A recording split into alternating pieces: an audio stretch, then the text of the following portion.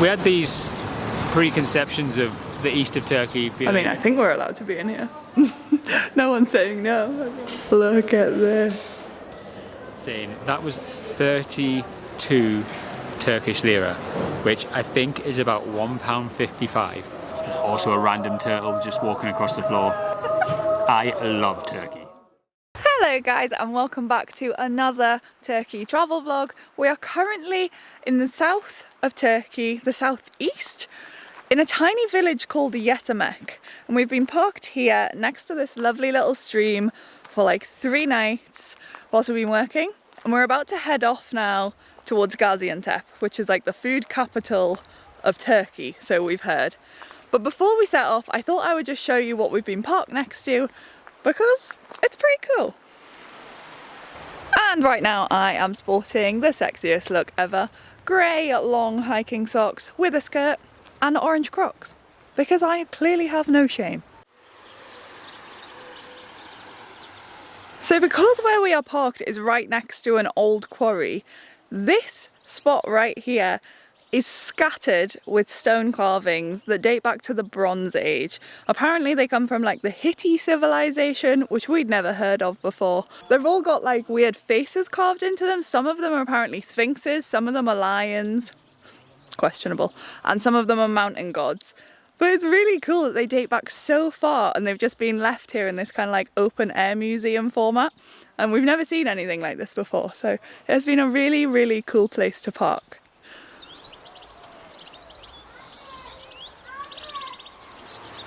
Giving you that beautiful golden hour light as well. I'm just so good to you. And if you're wondering where Meeks is, he's being a wonderful housewife right now, setting up the van, getting everything packed away so that we can set off and drive the 1.5 hours to Gaziantep. Teşekkürler. Şeker? Şeker? Evet. Teşekkürler. Harita var. Evet. Yesemek. İslahiye. Fevzi Paşa, Nur Dağı, Gaziantep. Okay, tamam.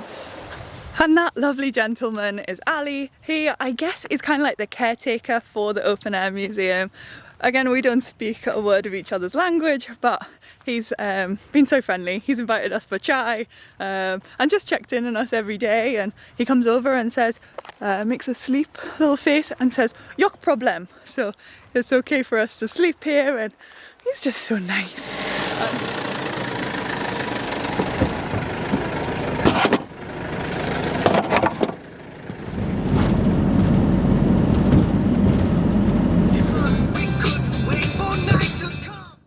Let's go explore Gaziantep.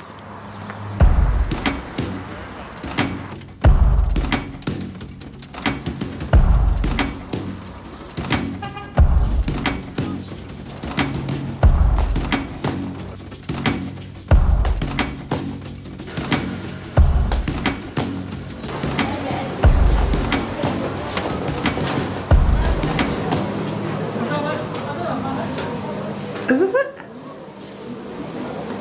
Oh. Yeah, this is it. So this is an abandoned hammam that we just found on Google Maps. You come off a little side street and then... There's a tiny doorway. Merhaba. This is so cool. There's like little stalls in here, I guess, kind of little businessmen, a bazaar perhaps? Maybe it's like the back, the back office, yeah, supply stores. I mean, I think we're allowed to be in here. No one's saying no, everyone's being friendly. Merhaba. Look at this. So cool.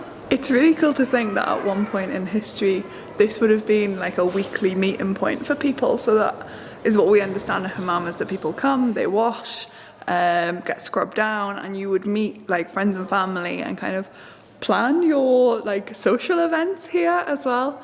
And it's a big part of kind of like your weekly routine. And now it's just left.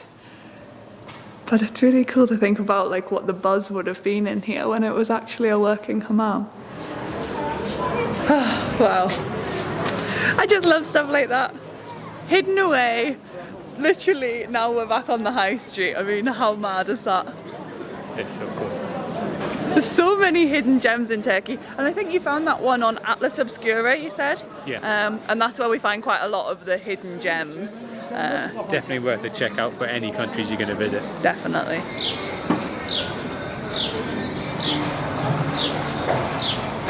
For those of you that don't know, Gaziantep is the gastronomical capital of Turkey, famous for international cuisine and the sweet Turkish treat of baklava, which I cannot wait to try. We're currently sitting in this historic caravan sarai that's been converted into like a cafe inn with loads of little shops and stuff, which is really cool because we actually visited a deserted one in a previous Turkey video, like what, 3 months ago now? Yeah. And it's really nice to feel what it might have been like in one of those places. There's also a random turtle just walking across the floor. I love Turkey. And there's just a cockerel over there as well. So whilst we were having a cup of tea out in the caravan sarai, I spotted this little antique shop with loads of like antique keys on the outside. And yeah, he just opened his shop and it is amazing in here. So many like antique goodies. I could buy it all. But I bought a ring, like a Greek god, which is pretty cool, and an antique key as well that we can hang up somewhere. But oh my goodness, trinkets galore.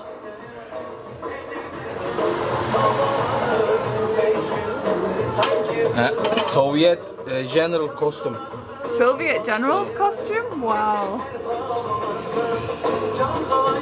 It's amazing. Thank you so much. Thank you. So for those of you that don't know what a caravanserai is, it's basically an oldie worldy inn where travellers used to come and rest and trade stories and trade actual goods and catch up with what had been going on the road. And now we need to head off and keep exploring before I buy anything else in that lovely man's antique shop.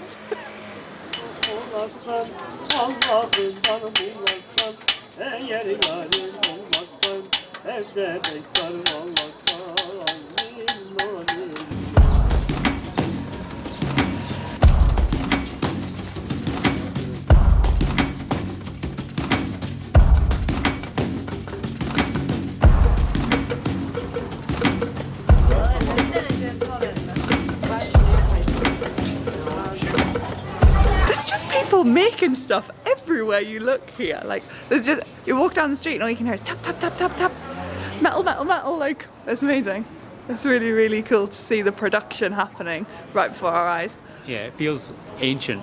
I guess it feels like it might have sounded back in the day. Back in the day. But we're having a great time today. Oh yeah. Wandering, meandering, getting lost in these little streets. It's gorgeous.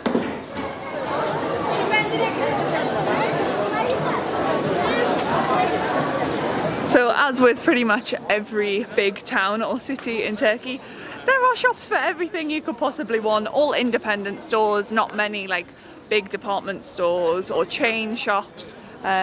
Loads of people own their own businesses here, which is really nice to see. But I am getting pretty hungry, so we need to go and find the food quarter, and hopefully we can find some decent veggie food in the food capital of Turkey. You would hope so. I'm so excited!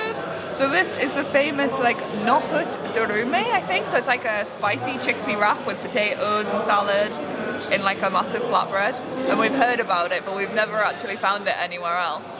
So we're very excited to get stuck into this. So I have no idea how we're supposed to eat this. There's no cutlery, but I don't know whether I'm like just gonna roll it or like you tear it and screw. I was hoping I was gonna be able to copy someone. Oh, okay, this guy's gone for a full, okay, a half, like this. Like a boat. Like a boat, yeah. It's like this?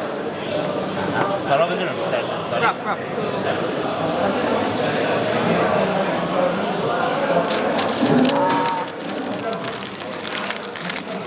Ah, okay.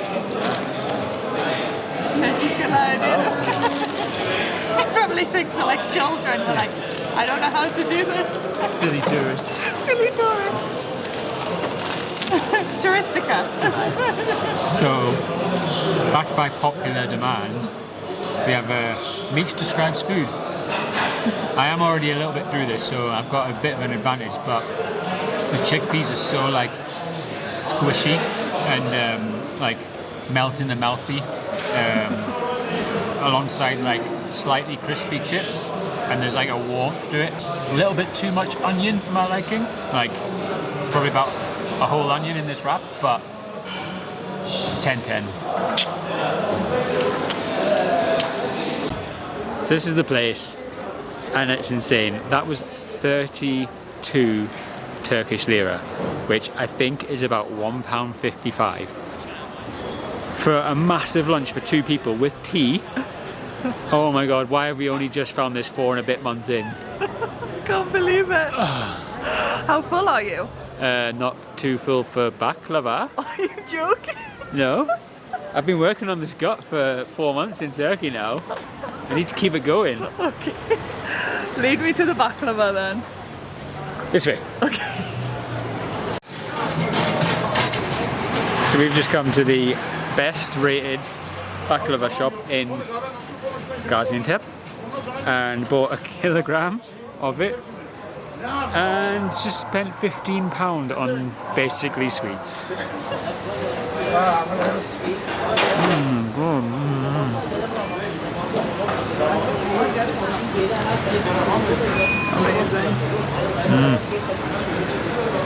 Are you full now? Maybe. One of the things that we were a little bit like apprehensive about coming to Gaziantep is that it's actually Ramadan this month, which for those of you that don't know is when the Muslim faith fast between sunrise and sunset. So we were just a bit like mindful of stuffing our faces full of loads of nice food when everyone else is fasting. But as you've seen from the restaurants that we've been to, it doesn't seem to be that much of an issue, so we're quite happy about that.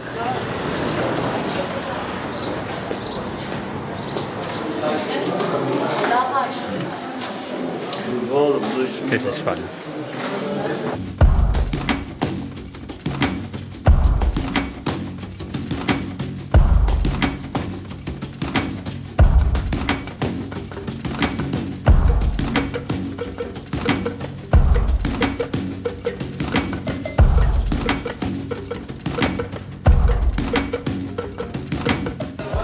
It's pistachio paste. Not really sure what you would use it for, whether you would put it on toast or what, but it's with all the sweet things. They're very pistachio-y. It's very nice. But I just don't know what you would use it for. We know that these little bazaars are really touristy, and we are tourists, so we do like to go and see them, but to get a really authentic experience or to find like the actual antique shops rather than the fake antique shops, you just need to go like 1 or 2 streets off of the main high street, and normally you can find amazing stuff like we did before. But we just didn't want to miss this experience either.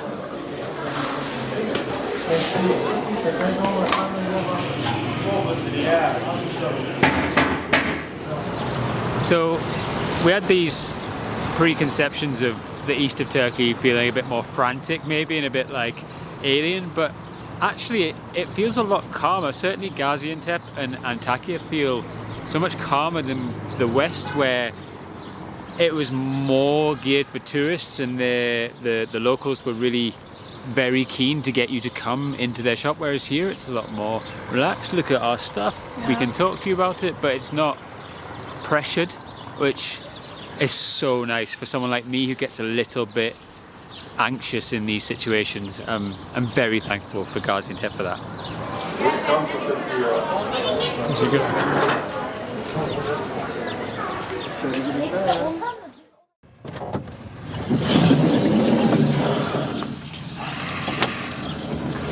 Whoosh! Okay, 6 hours in Gaziantep complete. Now we need to go and find a park up for tonight. Yay.